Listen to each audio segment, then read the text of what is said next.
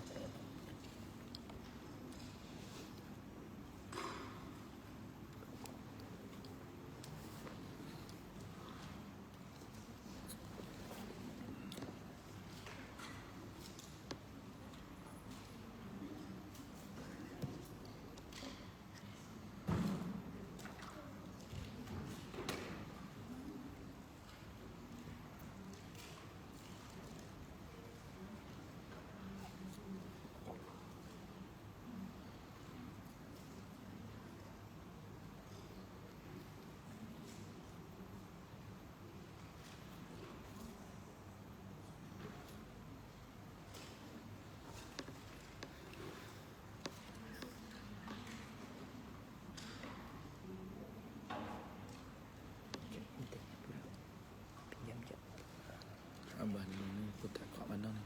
Tak apa, sekejap je. Ni tengok bagi start. Sekejap. Lupa nak bayar bil. Bismillahirrahmanirrahim. Assalamualaikum warahmatullahi wabarakatuh. Alhamdulillahi rabbil alamin. Wassalatu wassalamu ala ashrafil anbiya'i wal mursalin. Wa ala alihi wa sahbihi ajma'in. Bismillahilladzi la yadurru ma'asmihi syai'un fil ardi wala fis sama'i wa huwas sami'ul alim. Wala hawla wala quwwata illa billahil aliyyil azim. InsyaAllah kita mulakan majlis kita dengan membaca Ummul Kitab. Dan kita hadiahkan bacaan Fatihah kita khusus kepada junjungan besar Nabi Muhammad sallallahu alaihi wasallam, kepada seluruh ahli keluarga Nabi, kepada zuriatnya baginda Nabi sallallahu alaihi wasallam, kepada sekalian para sahabat radhiyallahu ajma'in, para tabi'in, tabi'in, kepada para ulama-ulama yang terdahulu dan kemudian para syuhada, para aulia, para solihin, kepada guru-guru yang kita kasihi, sekalian para masyaikh kita, muslimin muslimat lahum bisir. Fatihah. A'udzu billahi minasyaitonir rajim. Bismillahirrahmanirrahim. Alhamdulillahi rabbil alamin arrahmanir rahim maliki yaumiddin. Iyyaka na'budu wa iyyaka nasta'in. Ihdinas siratal mustaqim, siratal ladzina an'amta 'alaihim ghairil maghdubi 'alaihim waladdallin. Amin. Astaghfirullahal azim. Astaghfirullahal azim. Astaghfirullahal azim. Astaghfirullahal azim. Astaghfirullahal azim. الذي لا إله إلا هو الحي القيوم وأتوب إليه. أستغفر الله العظيم. أستغفر الله العظيم. الذي لا إله إلا هو الحي القيوم وأتوب إليه. صلى الله على محمد. صلى الله على محمد. صلى الله على محمد. صلى الله على محمد. صلى الله على محمد. صلى الله على محمد. صلى الله على محمد. صلى الله على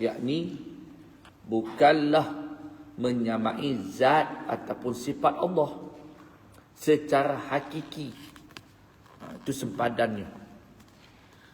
Karena Allah ni la tudrikuhul absar, laisa kamislihi syai'un.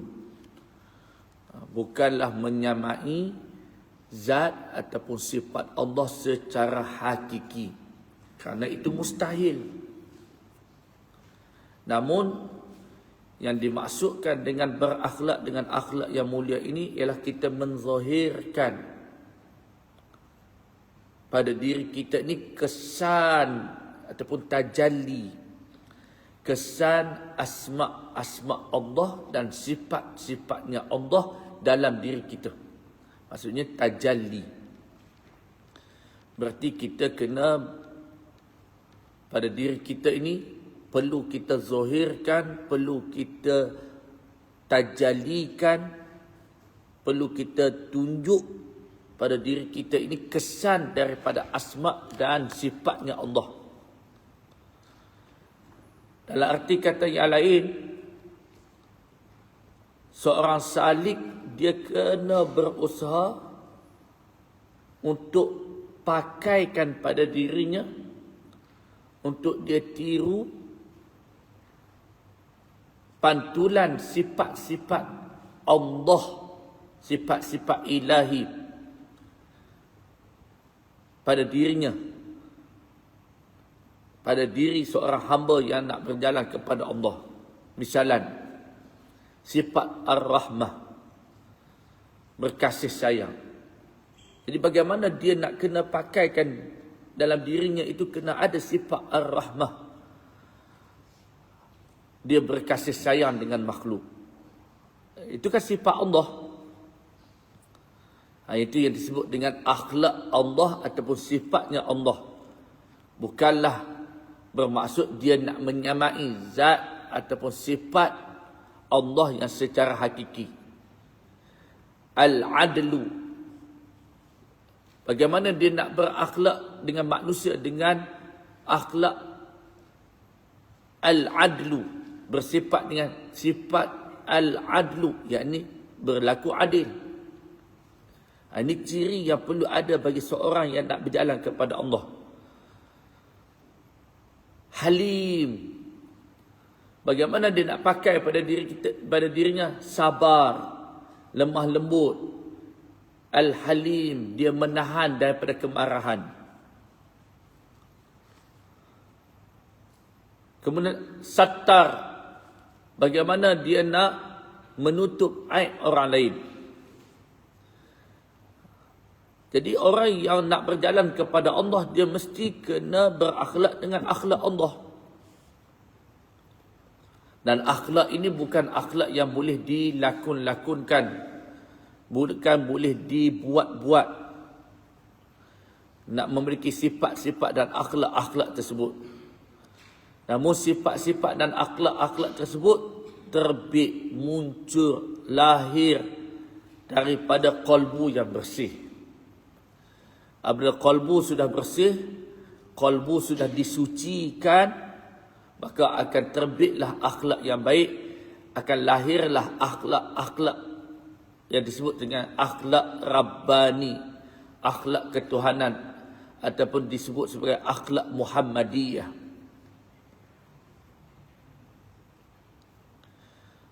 Akhlak ini muncul, terbit apabila hatinya bersih. Jadi hati yang bersih ni, para jemaah, ibu-ibu, bonda-bonda yang dimulakan oleh Allah, hati yang bersih ni, hati yang sudah merasai bahawa dia ni sentiasa diawasi oleh Allah. Ini hati yang bersih. Hati yang bersih, hati yang sudah memiliki kesedaran bahawa dirinya sentiasa diawasi oleh Allah dalam apa jua keadaan. Boleh faham?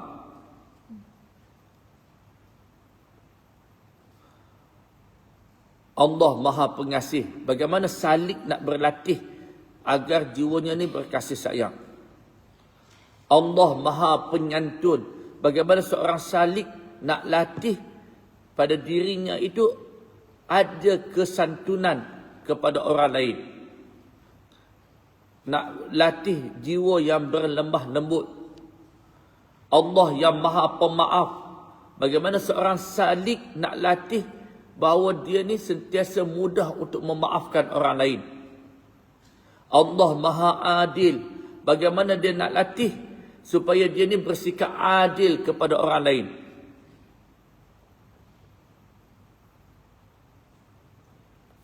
Dalam satu hadis Nabi, Nabi pun pernah sebut, berakhlaklah kamu dengan akhlak Allah. Berakhlak dengan akhlak Allah. Cuba kita huraikan sikit lagi.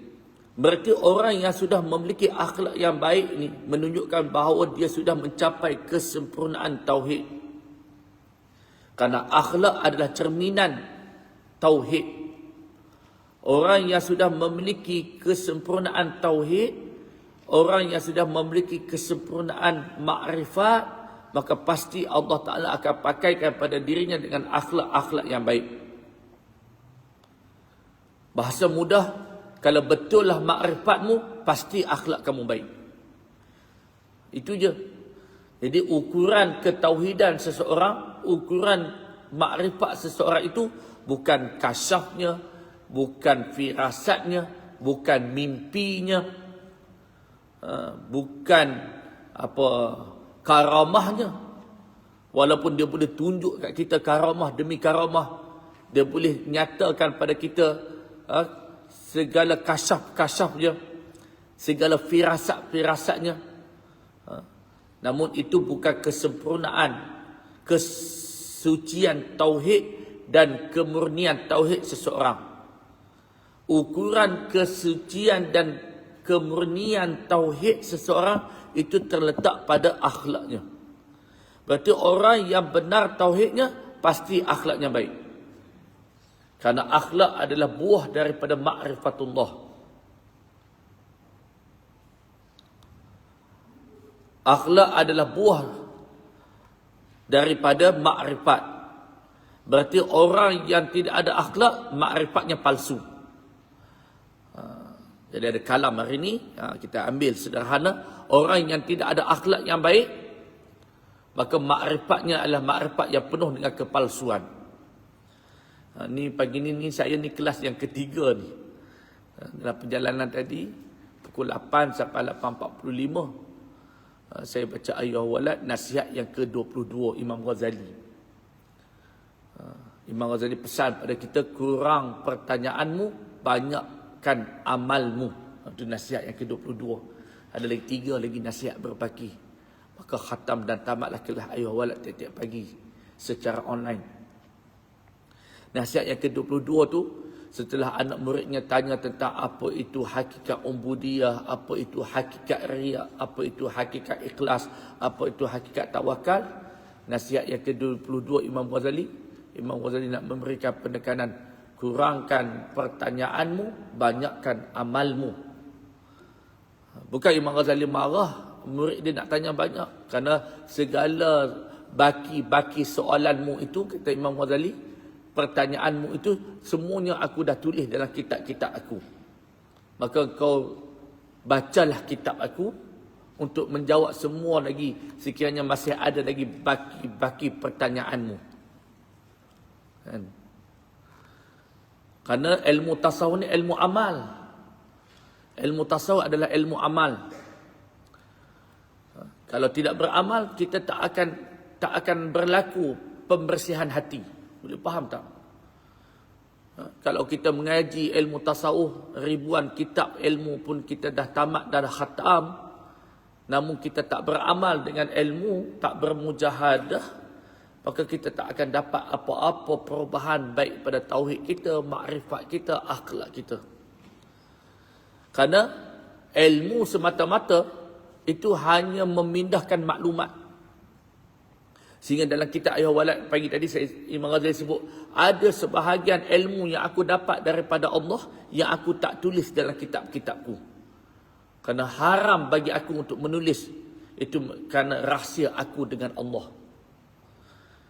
Kalau Imam Ghazali tulis sekalipun, apa rahsia dia dengan Allah, hal itu, apa yang dapat pada Imam Ghazali itu tak boleh nak pindah ke dalam hati pembaca. Kerana ia maklumat. Untuk nak dapatkan zauq, rindu, asyik, muraqabah, musyahadah dengan Allah, itu tidak akan diperolehi hanya dengan pembacaan semata-mata. Hanya dengan mengikuti kelas tasawuf semata-mata. Ia akan diperolehi ketika mana kamu mula beramal.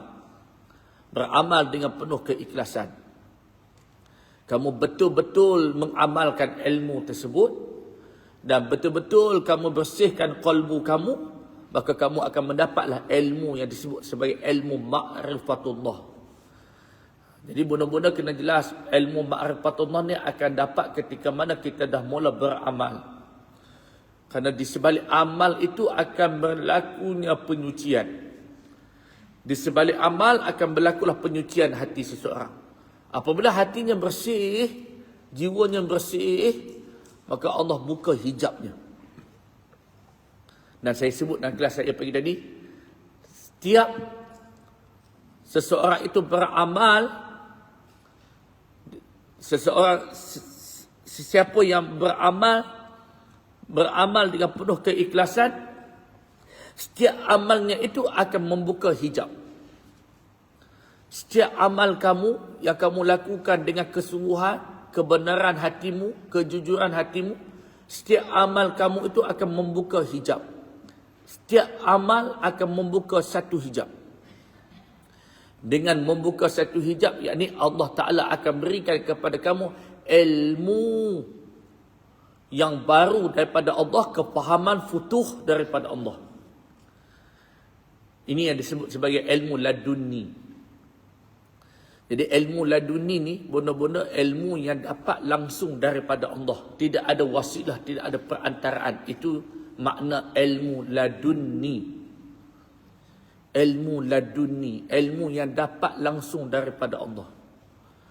Maka syarat nak dapat ilmu laduni ni, kefahaman, pembukaan futuh, pencerahan ini, syaratnya ialah, kata Imam Ghazali, kamu beramal dengan ilmu yang kamu tahu. Kamu beramal dengan ilmu yang kamu tahu, nescaya Allah Ta'ala akan wariskan kepada kamu dengan ilmu yang belum kamu tahu. Ilmu yang belum kamu tahu, itulah yang disebut sebagai ilmu yang laduni. Allah akan bagi, Allah akan campakkan, Allah akan lemparkan, Allah Ta'ala akan alirkan dalam jiwa kamu akan ilmu yang mana ilmu ni sebelum ni kamu tak tahu.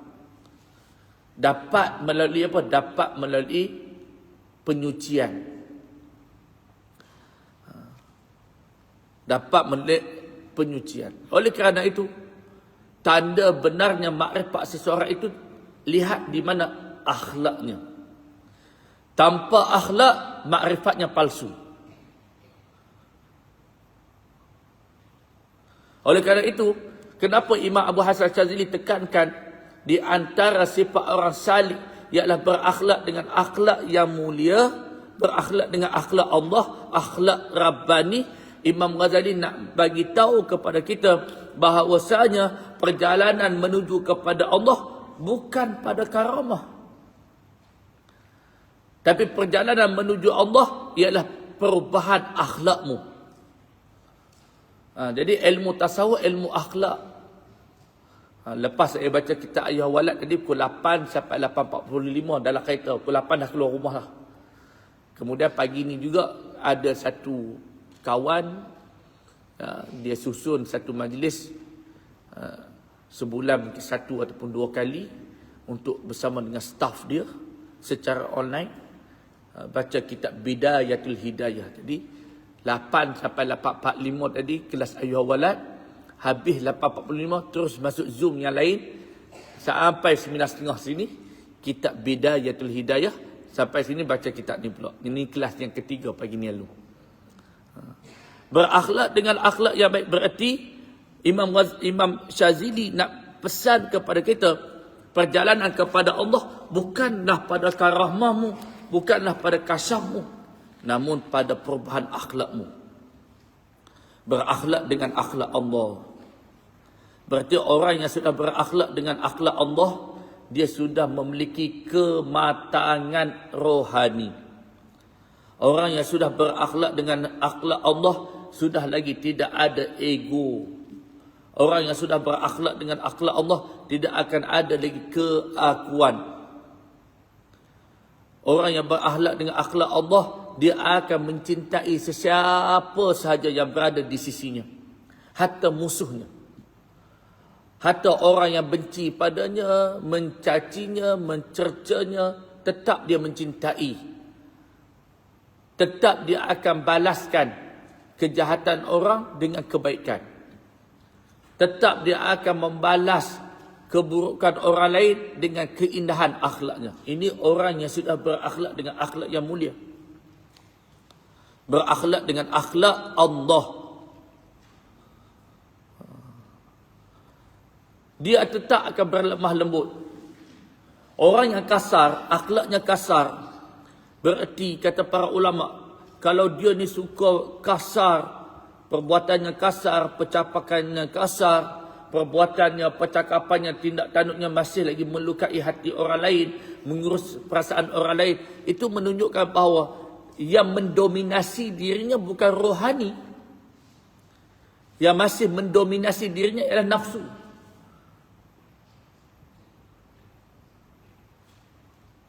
Yang mendominasi dirinya ialah nafsu yang mendominasi. Sehingga dia akan bersikap dengan sikap yang kasar, bertingkah laku dengan tingkah laku yang kasar, percakapannya kasar, tindak tanduk dan perbuatannya kasar. Berarti orang ini, selain daripada nafsu yang mendominasi dirinya, orang ini juga termasuk ialah orang yang imannya, tauhidnya itu masih tauhid lisan. Kerana tauhid yang benar, tauhid yang mencapai tauhid ihsan, bukan tauhid lisan. Kalau tauhid lisan di sini, di lisan. Tapi orang yang benar-benar mencapai tauhid ihsan, itu pasti akan meleburkan keegoannya. Tauhid ihsan meleburkan ketakburannya. Tauhid ihsan meleburkan kesombongannya. Ini oleh kerana itu, belajar ilmu tasawuf ialah untuk beramal agar bersihkan hati. Itu Imam Ghazali nasihat yang ke-22 tadi. Kurangkan pertanyaanmu, banyakkan amalmu. Amal itulah yang akan membawa pembukaan hijab. Dengan amal lah yang akan membuka hijabmu. Tapi amal yang bagaimana? Amal yang ikhlas, amal yang penuh dengan kerinduan, amal yang penuh dengan mahabbah, amal yang penuh kefakiran, amal yang penuh kerendahan hati. Amal ini akan membuka hijabmu. Kerana ilmu tidak boleh membuka hijabmu. Yang membuka hijabmu amal. Ilmu hanya memberikan pahaman, ilmu yang hanya memberikan apa? Memberikan kita pengetahuan, itu saja. Jadi sufi itu akhlak. Semakin kamu belajar ilmu tasawuf, sepatutnya semakin eloklah perangaimu, akhlakmu. Dan akhlak kamu dengan Allah, akhlak kamu sesama manusia. Orang yang sudah pakai dengan akhlak Allah ini, dia akan sentiasa redha, syukur, tenang dalam setiap takdir yang berlaku dalam hidupnya. Dia tenang. Maka saya pernah sebut dalam kelas saya sebelum ni, orang sufi ni zahirnya tenang, dalaman pun tenang. Itulah sufi. Zahirnya pun tenang. Bagaimana dia boleh berinteraksi dengan manusia, berkomunikasi dengan manusia, bagaimana dia bermuamalat dengan manusia, tenang. Kita nampak indah pada perbuatannya, percakapannya, akhlaknya. Tenang. Maksudnya orang sufi, zahir pun tenang, dalamannya pun tenang. Itulah sufi.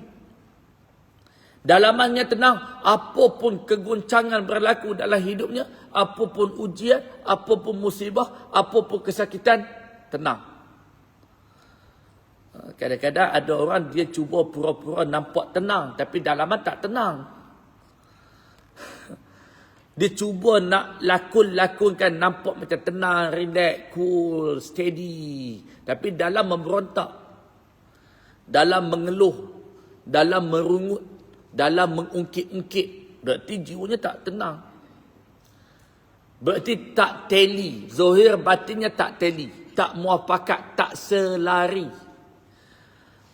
Orang yang benar-benar usul, wasil ila Allah, zahirnya tenang, batinnya tenang. Tenang dalam semua keadaan. Itulah sufi. Mudah-mudahan berkat rejab ni Allah Ta'ala campurkan cahaya sufi dalam jiwa kita semua. Amin. Yang kedua ialah sentiasa menghampirkan diri kepada Allah dengan taat segala perintahnya. Ini sifat salik yang kedua. Sifat salik yang kedua ialah sentiasa menghampirkan diri kepada Allah. Sentiasa dia takarub ila Allah. Dia nak usaha, nak dekatkan dirinya kepada Allah. Dengan apa? Dengan taat. Dengan taat segala perintah Allah. Berarti nak dekat diri kepada Allah ialah dengan taat. Seseorang itu tidak akan dekat dengan Allah tanpa taat, tanpa syariat. Jadi pintu kepada takarub ila Allah ialah ketaatan. Pintu takarub ila Allah ialah kamu berdiri di atas syariat Muhammadiyah.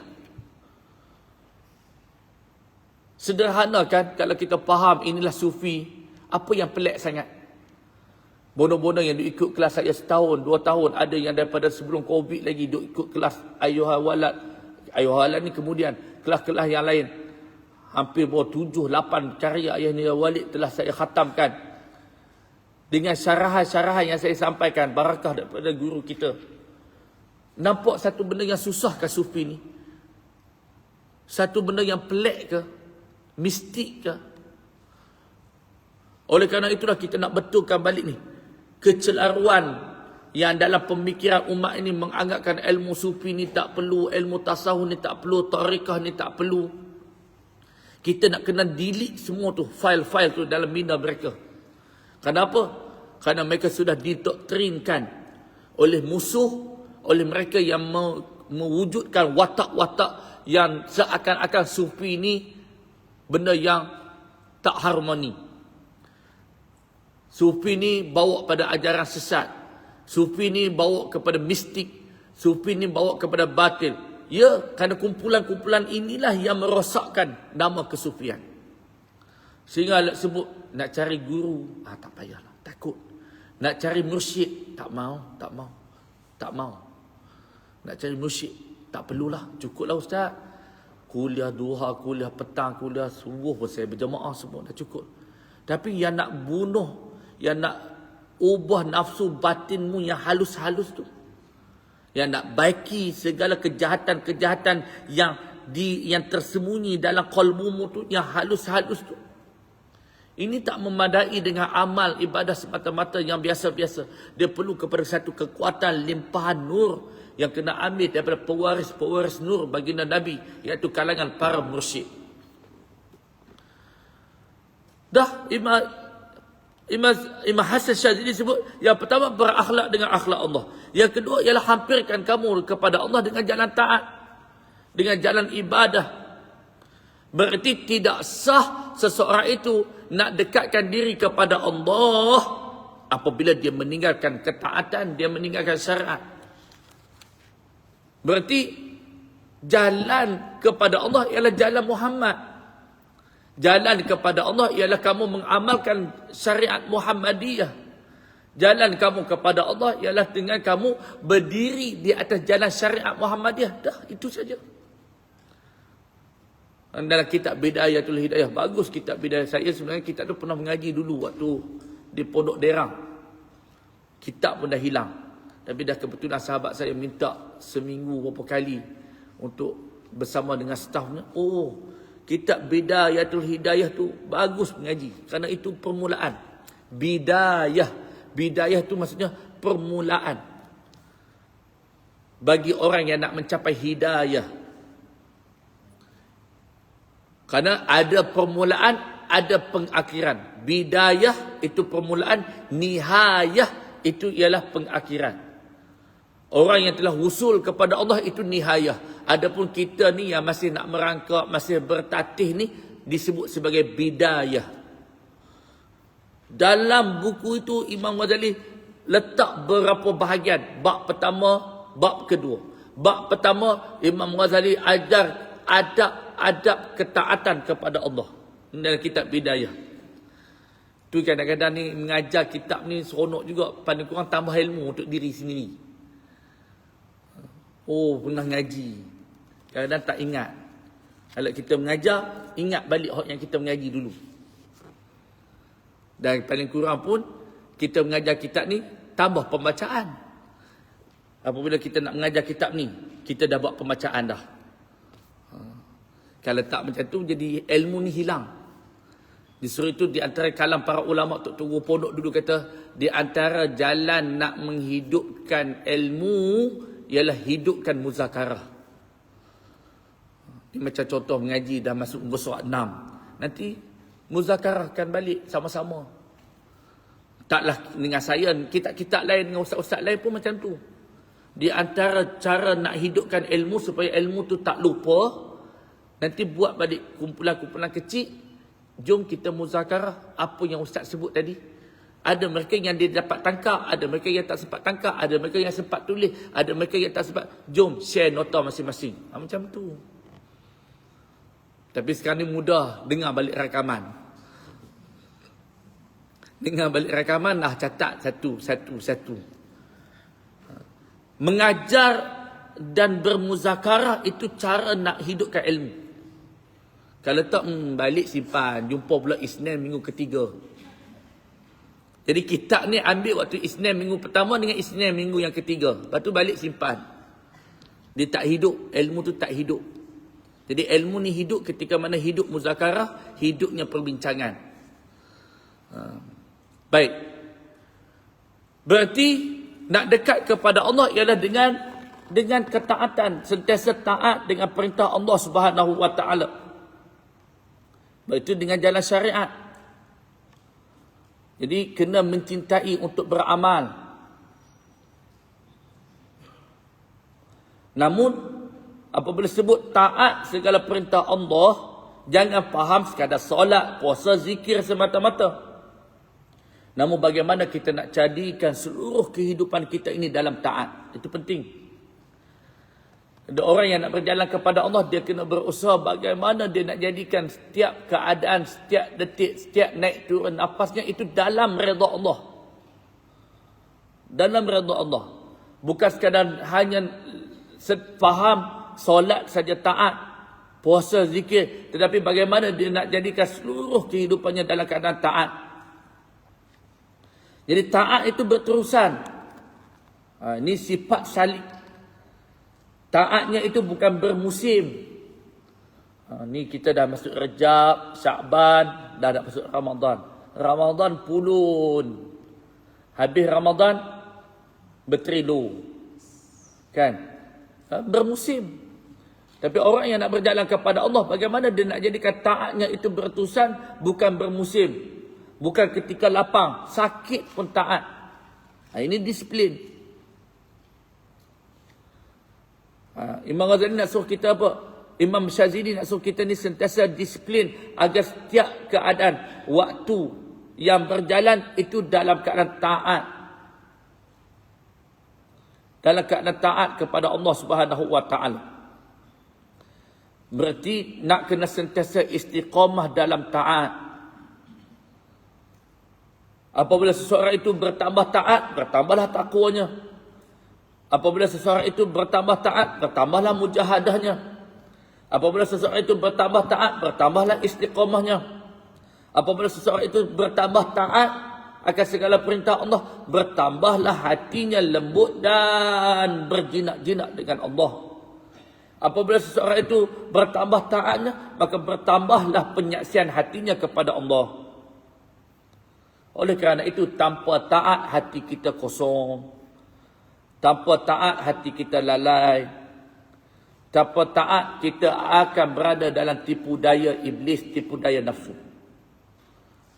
Maka, menghampirkan diri kepada Allah dengan jalan melakukan taat kepada Allah. Bahkan taat di sini bukan sekadar hanya solat, puasa, zakat, haji. Namun bagaimana dia nak jadikan kehidupannya secara menyeluruh dalam keadaan taat kepada Allah.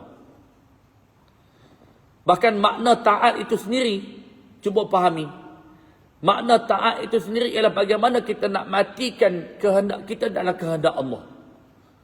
Bagaimana kita nak matikan kemahuan kita dalam kemahuan Allah. Bagaimana kita nak matikan keinginan kita dalam keinginan Allah. Di sebalik taat itu, boleh jadi satu kalam. Di sebalik taat itu, di sebalik taat ialah bagaimana kita nak matikan kehendak kita dalam kehendak Allah.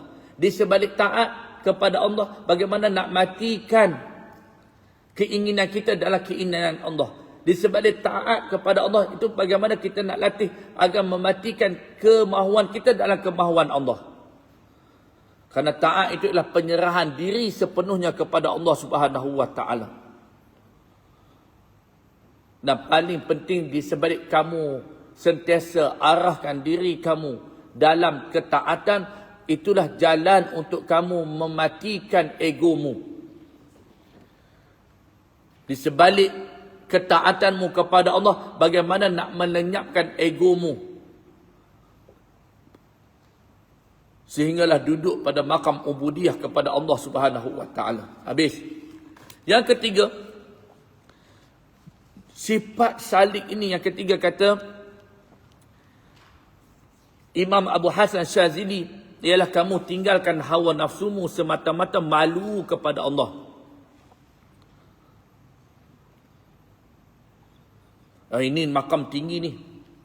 Orang yang tinggal hawa nafsu malu kepada Allah ni berarti jiwanya halus. Kerana ada orang dia tinggal hawa nafsu kerana takutkan neraka. Ada orang dia tinggalkan hawa nafsu kerana takut bala. Sebab apa ni tinggal? Sebab apa ni kamu tinggalkan hawa nafsumu? Sebab apa ni kamu tinggalkan perbuatan dosa? Takut neraka, ustaz. Okey, lulus. Ada mereka, kenapa kamu tinggalkan dosa? Kenapa kamu tinggalkan hawa nafsu? Tengok banjir di Sumatera baru-baru ni ustaz. Takut nanti Allah bagi bala musibah macam tu ustaz. Lulus. Bagus. Tapi sebab apa tinggal? Takut bala.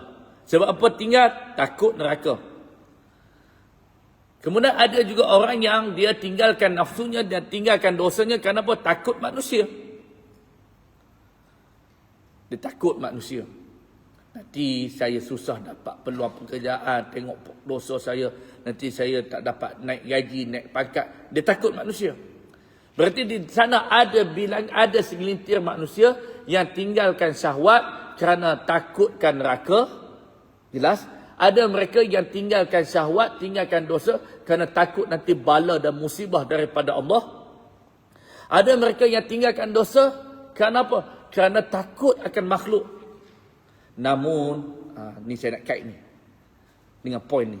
Namun bagi orang yang benar-benar memiliki kehalusan hatinya dengan Allah, ataupun yang disebut sebagai sufi yang hakiki, sufi yang sejati, dia tinggalkan dosa kerana dia malu kepada Allah. Ni tinggi ni.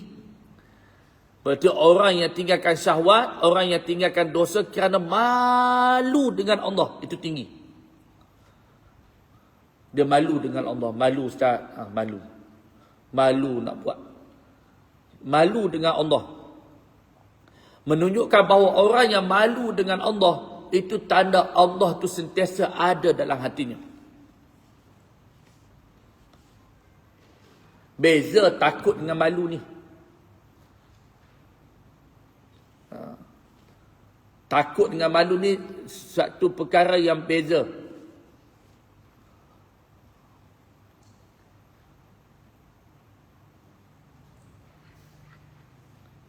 Orang yang malu ni, dia halus.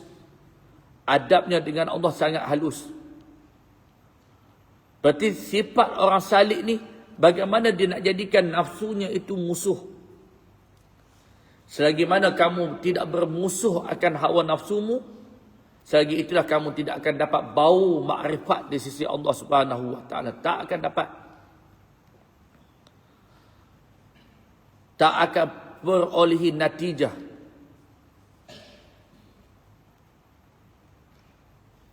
Tak akan membawa kebaikan langsung kalau dia tidak bermusuh dengan nafsunya. Kalau hati yang ada kesedaran ketuhanan, hati yang sedar bahawa dia sentiasa diawasi, dipandang oleh Allah, maka dia malu untuk melakukan dosa dan bermaksiat di hadapan Allah. Kerana Allah sentiasa melihatnya.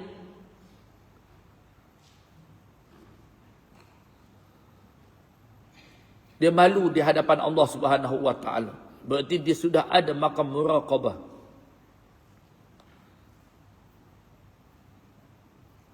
Jadi kita simpulkan kalam Imam Abu Hasan Syazili ini ialah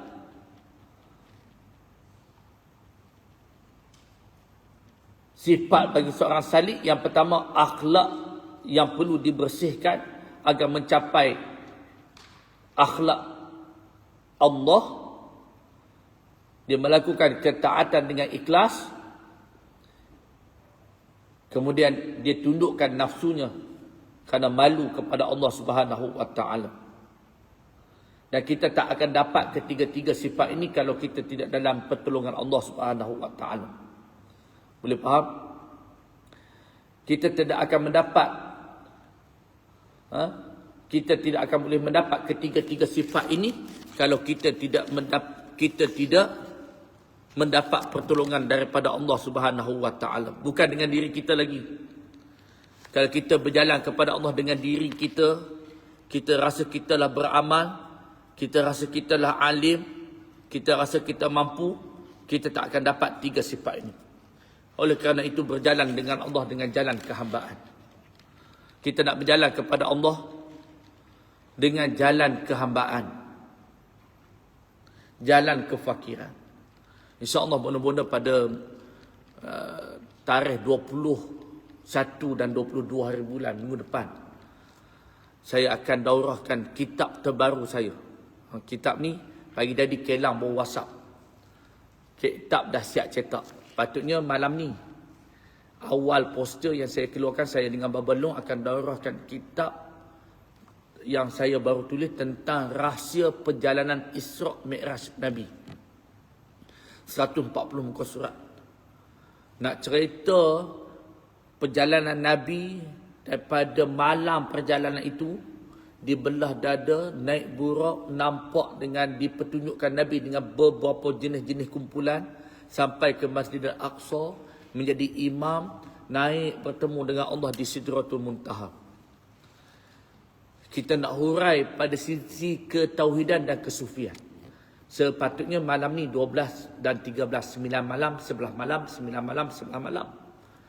Namun minggu lepas Jumaat kita tak siap lagi. Jadi saya dah buat pindaan perubahan tarikh daurah minggu depan 21 malam, 22 malam. Kitab baru siap ada di Kelang. Saya nak pergi ambil. Jadi siapa yang nak ikut daurah tu nanti boleh WhatsApp saya ataupun WhatsApp admin macam mana nak ikut daurah tu. Secara online, Zoom, ada rakaman. Kita nak huraikan dengan tafsiran lebih mendalam ayat subhanallazi asra bi'abdihi lailam minal masjidil haram ilal masjidil aqsa. Maha suci Allah yang memperjalankan akan hamba-Nya. Jadi perjalanan kepada Allah kena jalan kehambaan. Saya sebut dalam kuliah saya bawa balik daripada Kuala Selangor. 2 malam tidur di Sabak Bernam di Sungai Besar. Program 2 hari di sana. Jumaat, Sabtu, Ahad malam tadi baru sampai. 2 hari program penuh di Sungai Besar. Daripada rumah saya ke sana 2 jam 15 minit. Jadi alhamdulillah pergi sana orang bagilah homestay tengah-tengah sawah padi tu. Pati berasalah tengok suasana kampung. Program berkala 3 bulan sekali di sana. Mereka nak sangat 3 bulan sekali. Baik buat setahun sekali. Mereka nak tolonglah. Ejahlah macam mana pun ada ustaz 3 bulan sekali untuk ke sini dan kami siapkan homestay. Kita ingat nak ulang alik je, nak ulang alik pun ingat dekat, rupanya jauh. 2 jam 15 minit daripada BSP ke Sungai Besar. Sebulan sekali. 3 bulan sekali pun tak apalah ustaz. Maksudnya nak 3 bulan sekali program berkala di sana. Nak maksud tajuk apa ni ya? Oh, saya ceramah. Okay. Tak dapat point lagi tu. Dia signal terpadam. Apa kaitan tu Kuala Selangor tu dengan kehambaan tu? Tak dapat tadi. Ya Allah, ya salam. Dia tertutup line. Signal tertutup. Nak cerita ada satu ceramah saya pagi subuh tu tentang Isra' Mi'raj. Malamnya, esok tu sambung lagi. Cuma saya nak kaitkan bahawa perjalanan kepada Allah ni dengan perjalanan kehambaan. Kena pakai sifat hamba. Siapa pun kamu, kena duduk dengan kehambaan. Baru kamu sampai kepada Allah. Maha suci Allah yang memperjalankan akan hambanya. Allah tak guna perkataan lain. Allah guna perkataan abdihi. Itu ada rahsia yang perlu kita gali. Boleh tak Allah Ta'ala guna perkataan lain? Maha suci Allah yang memperjalankan akan nabinya. Boleh. Maha suci Allah yang memperjalankan akan rasulnya. Perkataan abdihi itu diganti dengan nabi ataupun diganti dengan perkataan rasul. Ataupun Maha suci Allah yang memperjalankan akan Habibullah, akan kekasihnya. Diganti dengan perkataan Habib. Boleh. Boleh tak Allah Ta'ala nak gantikan Maha suci Allah yang memperjalankan akan Muhammad. Letak terus perkataan Muhammad. Lafaz Muhammad di situ. Boleh. Tapi tidak. Allah guna perkataan abdihi. Maha suci Allah yang memperjalankan akan hambanya. Berarti apa? Ulama sufi lihat di sudut lain. Tafsiran kesufian. Bahawa nak berjalan kepada Allah bukan jalan keegoanmu. Tanggalkan pakaian egomu. Tanggalkan pakaian ketakburanmu. Tanggalkan pakaian keangkuhan, kesombongan. Tanggalkan pakaian kemuliaan dirimu. Berjalanlah kepada Allah dengan jiwa yang fakir. Berjalanlah dengan Allah dengan jiwa yang penuh kehinaan. Berjalanlah kepada Allah dengan hati yang penuh tawadhu. Berarti kalau tak berjalan dengan jalan kehambaan, tak sampai kepada Allah. Oleh kerana itu, bagaimana bunda-bunda, ayah-ayah, ibu-ibu, para jemaah yang dimuliakan oleh Allah, bagaimana kita nak hati kita ni sentiasa kekal dalam kehambaan. Kena duduk, kena pakai dengan akhlak Muhammad, adab kehambaan Muhammad. Barulah kita sampai kepada Allah Subhanahu Wa Taala. Habis. Terdapat pelbagai pandangan para ulama.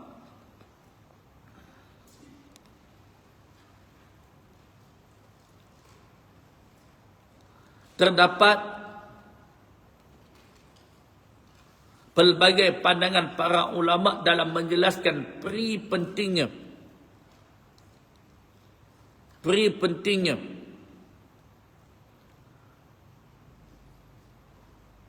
melalui jalan penyucian jiwa ini. Imam Ghazali kata hukumnya fardu ain. Berarti setiap individu kita ni wajib mempelajari ilmu yang menyucikan jiwa, iaitu tazkiyatun nafs. Sebagaimana wajib kamu belajar solat, wajib kamu belajar tentang puasa, wajib kamu belajar tentang tauhid. Begitulah Imam Ghazali sebut wajib kamu belajar ilmu yang membersihkan qalbumu, membersihkan jiwamu. Itu ilmu tasawuf. Dia bukan fardu kifayah yang hanya ditanggung sebahagian orang, tidak, fardu ain. Dan dia bukan kewajipan yang terhad kepada ahli tariqah. Tidak. Dia menyeluruh. Umat Islam wajib mempelajari ilmu tasawuf, ilmu yang memberikan penekanan kepada penyucian qalbu. Boleh faham? Hukumnya fardu ain mempelajari ilmu penyucian jiwa tasawuf kerana manusia tidak akan sunyi daripada aib ataupun sakit rohani kecuali para anbiya. Kita ni Allah. Kalau Allah buka aib kita, tak ada siapa pun nak hormat kita. Kalau Allah buka aib kita, tak ada siapa pun nak mencintai kita. Setuju tak? Kalau Allah buka aib kita, tak ada siapa pun nak sayang kita. Tak ada. Orang sanjung, orang hormat, orang angkat, orang lambung pun. Sebab Allah tutup aib kamu. Kalau Allah buka aib kamu, tak ada siapa pun nak lambung kamu. Nak lambung kamu. Tak ada. Kerana kita ni tak terlepas. Kita yang tahu kekurangan amal kita, ibadah kita, puasa kita, solat kita. Kita yang tahu. Orang ni tak tahu. Solat kita. Macam mana keadaan solat yang kita persembahkan depan Allah. Orang tak tahu. Orang nampak sempurna pada syariatnya. Kerana ibadah zahir, solat, zakat, puasa, ini tidak akan diterima di sisi Allah Subhanahu Wa Taala selagi mana tanpa adanya kebersihan hati, kebersihan batin kita. Justru itu belajar ilmu tasawuf ialah nak membersihkan niat kita, nak membersihkan hati kita, nak membersihkan tujuan kita. Itu dah penting belajar tasawuf. Supaya niat kita betul, hati kita betul, tujuan kita betul, maksud kita betul. Dia bukan urusan ibadah lahiriah, ibadah zahir semata-mata. Ini ialah ibadah qalbu. Bagaimana qalbu kita betul. Kita tak terlepas daripada penyakit rohani. Tak terlepas. Kecuali hanya para anbiya alaihi wassalatu wassalam. Riya, ujub. Itu dalam kitab Bidayatul Hidayah. Bahagian pertama, adab dalam ketaatan kepada Allah. Bahagian yang kedua dalam kitab Bidayatul Hidayah Imam Ghazali ialah Imam Ghazali bagi tahu menjauhi maksiat dan terbahagi kepada dua, maksiat zahir, maksiat batin. Maksiat zahir jaga 7 anggotamu. Itu dalam kitab Bidayatul Hidayah. Jaga mata, jaga perut, jaga 2 tangan, 2 kaki, jaga telinga, jaga lisan, jaga kemaluanmu. 7 anggota tu. Kemudian dalam bahagian kedua ada lagi Imam Ghazali datangkan lagi jauhi maksiat batinmu, riak, ujub, takabur, dengki, hasad. Itu maksiat. Kita kadang-kadang nampak maksiat zahir, hidup dia dalam maksiat. Dia tak sedar dalam hatinya najis, dalam hatinya itu penuh dengan maksiat batin, riak, ujub, hasad, ketamakan, kesombongan, keangkuhan, kemuliaan. Itu semua tu ialah maksiat. Riak, beramal nak dapat apa? Masih nak cari kedudukan dalam hati manusia. Ujub, rasa diri terkagum dan terpesona. Oh, dialah yang ibadahnya masya-Allah. Qiyamul lail tak pernah tinggal, puasa Isnin Khamis tak pernah tinggal, sedekah subuh, sedekah Jumaat, infak subuh, infak Jumaat, umrah ni ustaz, Ramadan ni sepenuhnya Ramadan di Mekah. Terkagum, terpesona dengan diri. Kalau kamu terpesona dengan diri kamu, kamu tak akan terpesona dengan Allah. Diri kamu menjadi hijab kamu dengan Allah kerana kamu terkagum dengan diri kamu. Kamu terpesona dengan diri kamu. Apabila kamu terpesona dengan diri kamu, terkagum dengan diri kamu, kamu tidak akan terpesona dengan Allah. Ini kalau tak ada siapa nasihat, tak ada siapa tegur, tak ada siapa marah, tak ada siapa yang tolong betulkan, siapa yang nak pulih penyakit hati kita ni? Kita yang tahu penyakit-penyakit yang ada dalam kalbu kita. Kenapa kita tak nak cari guru yang boleh rawat? Kerana sombong.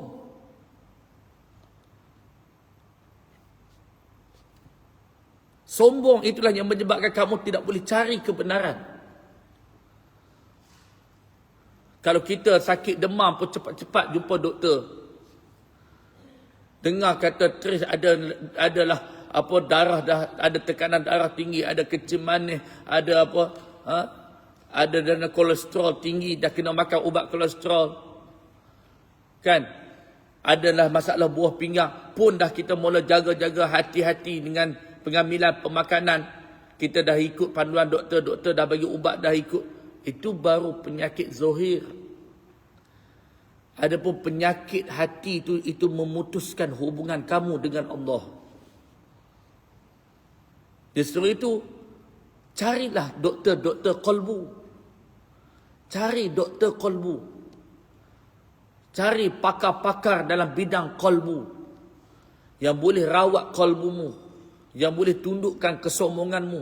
Yang boleh tundukkan keangkuhanmu. Biarlah pedih, biarlah sakit, biarlah dimarahi. Supaya apa? Kita dah siapkan hati kita untuk bertemu dengan Allah Subhanahu wa taala. Hasad, dengki, itu semua adalah penyakit rohani. Tamak, kan? Lalai, itu semua penyakit-penyakit hati. Yang mana penyakit-penyakit ini boleh membinasakan amal. Sehingga ulama kata penyakit hati lebih bahaya daripada penyakit fizikal. Kerana penyakit hati itu akan merosakkan hubungan kamu dengan Allah.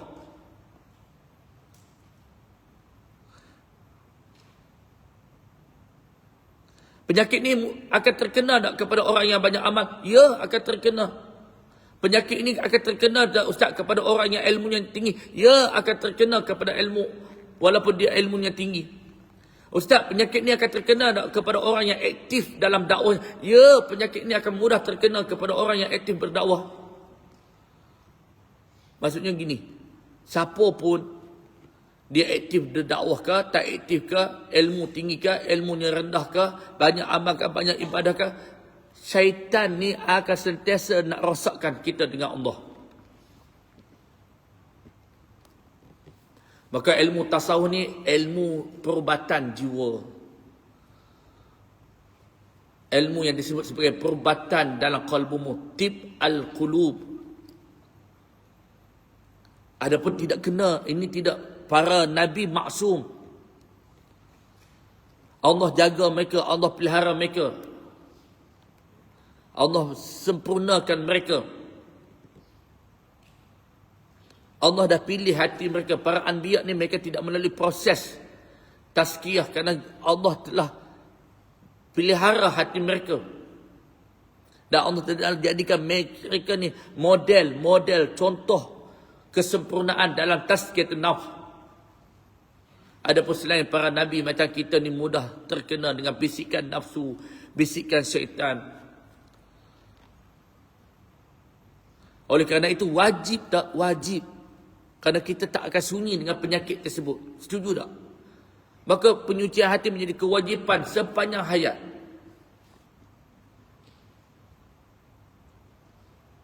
Engkau beribadah kepada Allah seolah-olah engkau melihat Allah. Jadi belajar ilmu tasawuf nak betulkan hati. Belajar ilmu fiqh nak betulkan amalan. Belajar ilmu akidah nak betulkan iman. Kenapa kita belajar ilmu akidah? Nak betulkan iman. Kenapa kita belajar ilmu fiqh? Nak betulkan amalan. Kenapa kita belajar ilmu tasawuf? Nak betulkan hati. Tanpa tasawuf, akidah kita kering. Akidah kita hanya berdiri di atas ilmu semata-mata. Tidak ada rasa, tidak ada zauq dengan Allah. Tanpa tasawuf, fiqh kita kosong. Kerana tidak ada ikhlas. Amal kita hanya amal zahir, tidak ada ruh bagi amal tersebut. Oleh kerana itulah Imam Ghazali suruh kita belajar ilmu tasawuf. Wajib. Nak bersihkan hati di hadapan Allah. Amal yang dilakukan tanpa melalui proses penyucian hati, amal itu akan membawa kepada riak, ujub. Dan amal itu amal yang hanya memenuhi tuntutan nafsu semata-mata. Jelas? Jadi kita ni tak boleh lari daripada penyakit hati. Termasuklah yang senang bercakap ni. Tak terlepas sikit pun kita ni. Oleh kerana itu kita kena sentiasa takut dan harap kepada Allah. Sandarkan diri kita sepenuhnya kepada Allah Subhanahu wa taala. Penyakit hati ni tak nampak dengan mata. Tak boleh nampak dengan mata, tak kelihatan. Kalau kudis, panau, penyakit kulit nampak. Tapi panau kurap dekat kolbu tak nampak. Tak nampak. Dekat kulit nampak. Dekat kolbu tak nampak. Maka nak trace penyakit kolbu ni, dia tidak ada alat yang boleh scan. Melainkan hanya pandangan mata rohani daripada seorang guru yang mursyid. Tak. Bahasa tubuh kita pun dia dah faham dah. Ni orang yang Allah bagi ketajaman kepada mereka. Kalau Allah tak buka kasyaf kepada mereka sekalipun, Allah bagi pengalaman mereka hidup. Kita duduk depan dia, duduk depan para kekasih Allah dan para mursyid ni. Dia tengok lenggok kita pun dia dah tahulah. Dia tengok lenggok kita, jalan kita, bahasa tubuh kita. Tak. Dia mari satu frekuensi. Kerana seorang guru ni dia dapat tangkap. Seorang mursyid ni, dia dapat tangkap frekuensi yang ada kat diri kita. Orang lain tak dapat tangkap. Kan? Duduk depan mursyid ni dia dapat tangkap apa frekuensi kita. Cara kita duduk depan dia, cara kita cakap, bahasa tubuh kita, tak payah cerita diri kamu. Dia dapat dah hit. Dia ada sense. Sense dia tajam. Justru itu kita duduk depan dia, memang kita nak dia pulihkan. Tak perlu takut. Takut ustaz nak jumpa mursyid lagi, dia dapat baca hati saya. Ya, memang nak suruh baca hati kamu pun. Lagi dia dapat tahu saya begini.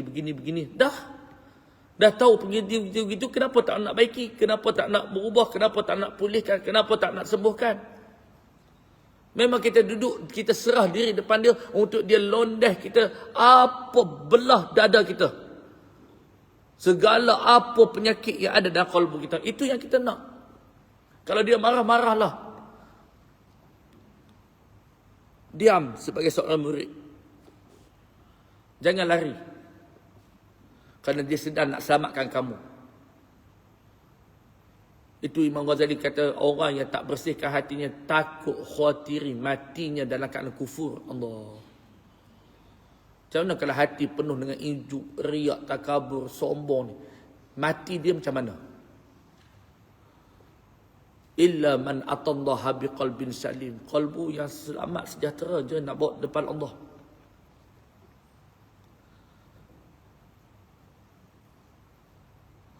Jadi kita kena cari orang yang boleh rawat kalbu kita. Oleh kerana itu targetlah 2026 ni.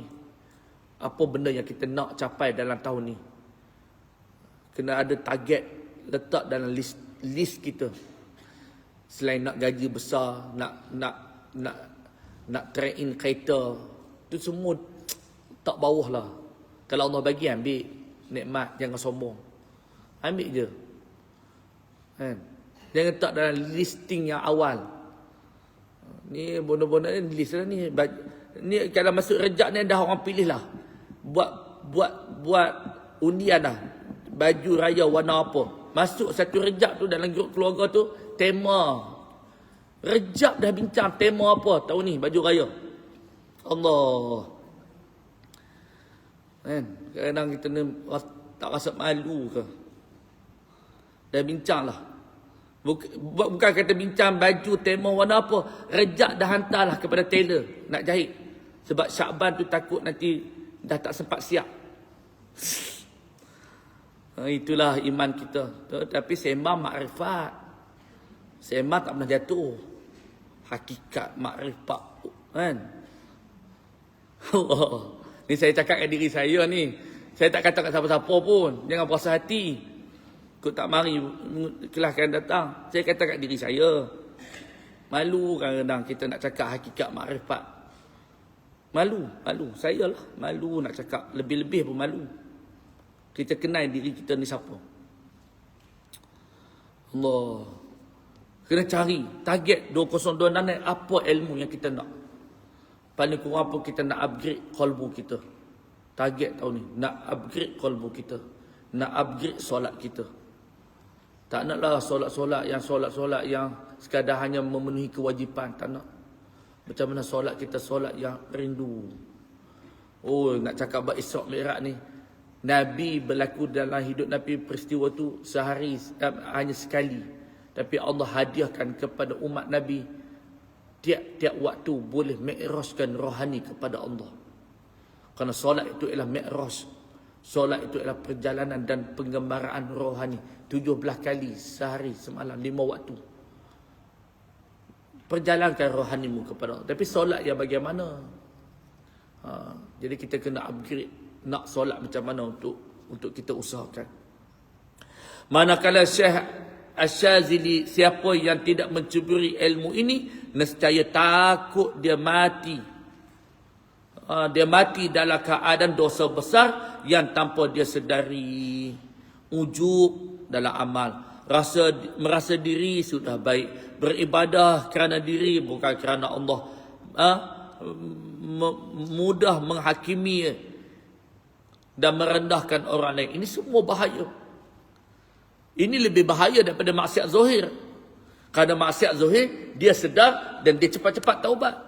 Betul tak?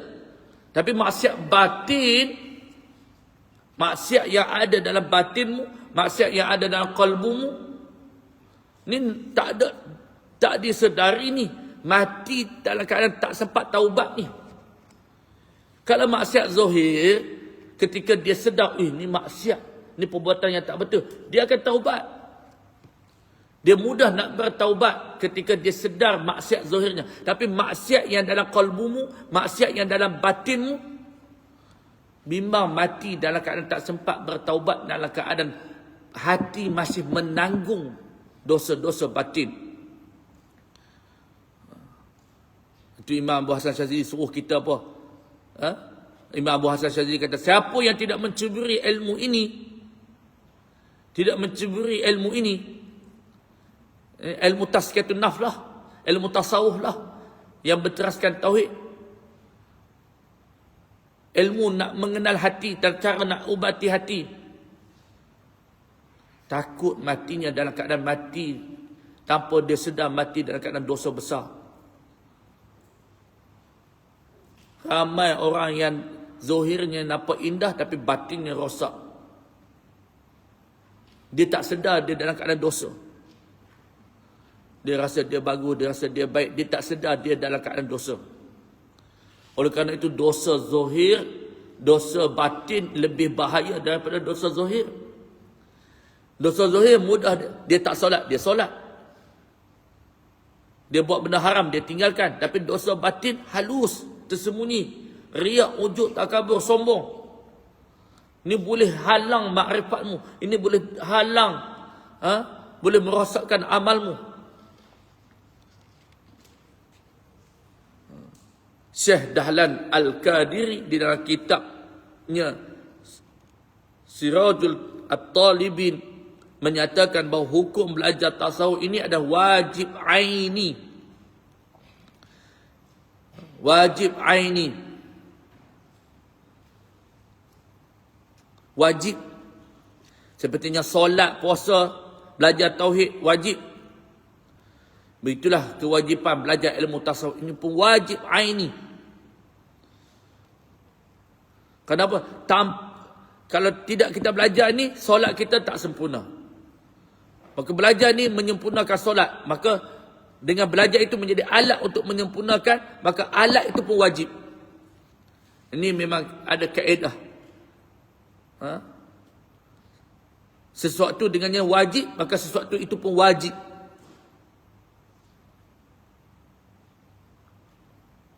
Apa yang tanpanya tidak sempurna satunya wajib, maka ia juga menjadi wajib. Jadi belajar ilmu tasawuf ni wajib. Wajib.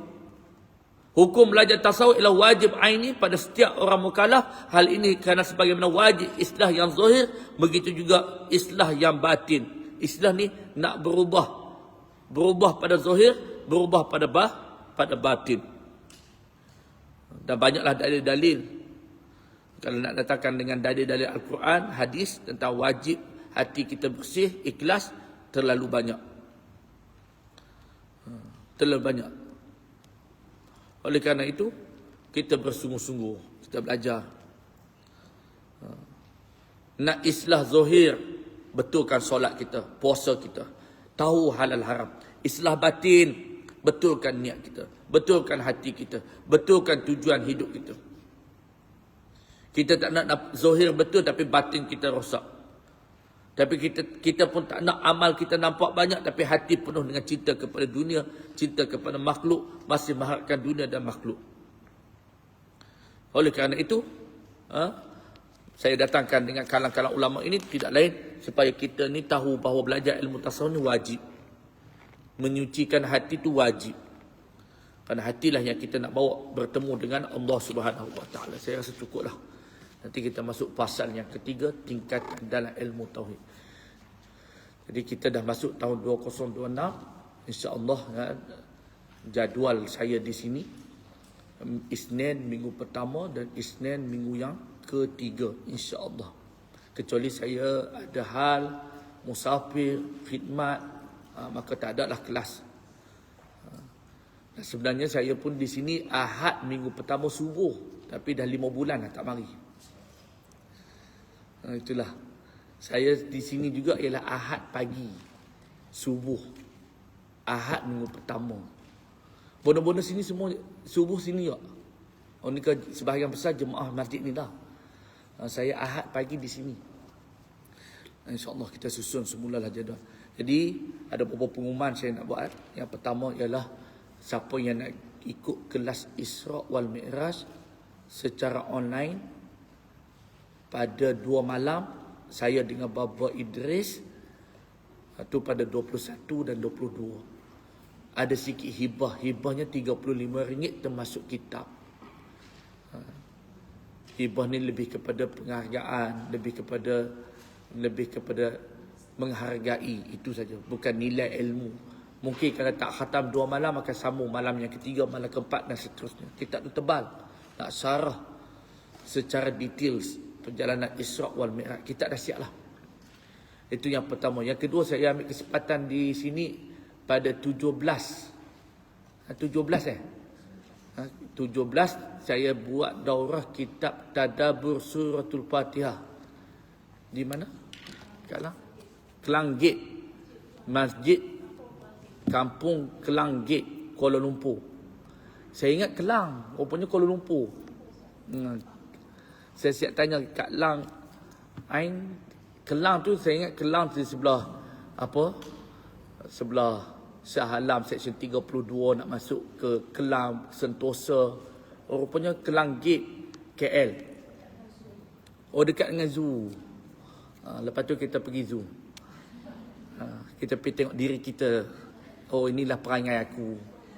Inilah harimau. Inilah beruang.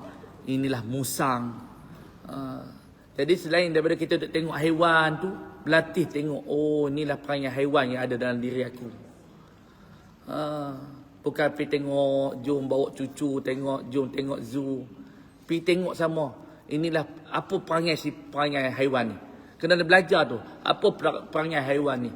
Apa perangai haiwan ni. Apa perangai haiwan. Oh, perangai ni ada kat aku. Jadi terjemahan haiwan-haiwan tu ada semua dalam kalbu aku. Maka aku kena bersihkan, aku kena cari guru. Di Masjid Kampung Kelang Gate. Jadi hari 17 tu untuk saya buat daurah Tadabbur Al-Fatihah tu pagi sampai tengah hari. Kemudian ini kasturi kijang yang telah diformulasikan dengan bidara. Ini yang kerjasama yang kita keluarkan untuk majlis taklim kita. Kasturi kijang bidara yang telah disifatkan. Jadi bagi siapa yang berhajat nak dapatkan kasturi kijang bidara pati yang dicampur dengan daun bidara untuk pulihkan balik energi, untuk pakai, untuk datangkan balik himmah kita, energi kita, nak buang energi yang tidak baik.